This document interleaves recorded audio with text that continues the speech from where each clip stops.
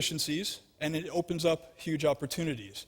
In fact, it's one of the bigger things to come along in a long time, because the hyperscaling of the technology that allows for vast efficiencies in operations allows for large amounts of capital, money, to be routed towards the centers of production, local production, where people are doing the work. And it also opens up opportunities that otherwise couldn't exist. And you'll see a lot of that today in the panel, and we would privilege the panelists, our fellows here, Carol, Oscar, and Nigel, in terms of the work that they're doing and the way they're doing that work. You'll see that pattern of efficiencies and opportunities emerging across the board.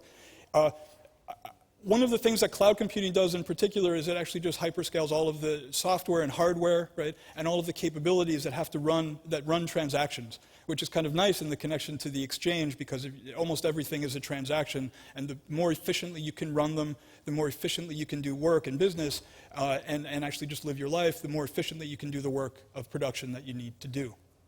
So it's very much just like the payroll companies that you see, right? If you have a company, or if you're part of a large company, a lot of the payroll is outsourced to one company that just does it all for you. They manage all the systems, they do all that work. It's that kind of thing that cloud computing does. It's really that simple. It's just the technologies that allow it to happen, right?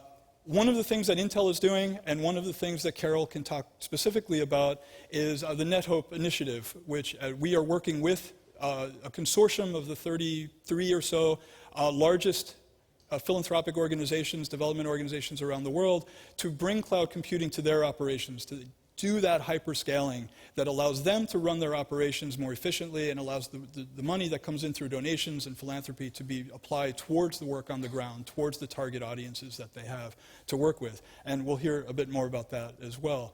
In terms of the opening up new opportunities and new ways of thinking, Oscar will talk a bit about oceans and sensing in oceans and what that opens to us if we actually know what's going on. It creates a whole brand new things that we can do, which is really kind of groovy. And Nigel's going to talk about different ways to think about cell phones, right, and different ways of making connections across the world. And if more people can make more connections, then more people can be more productive and actually address a global citizenry and a global become more global citizens. So we're pretty happy about cloud computing in general. We think that it really fits nicely with Simmel's notion of exchange. It supports the notion of local production. It supports the notion of sustainable local production. And in the end, you get more for less. And in fact, with cloud computing, you get much more for much less. And that's a good thing. Thanks.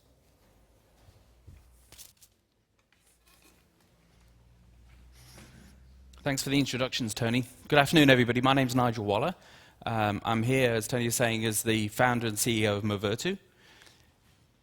So I bet everybody here has a mobile phone in their pocket. And indeed, probably about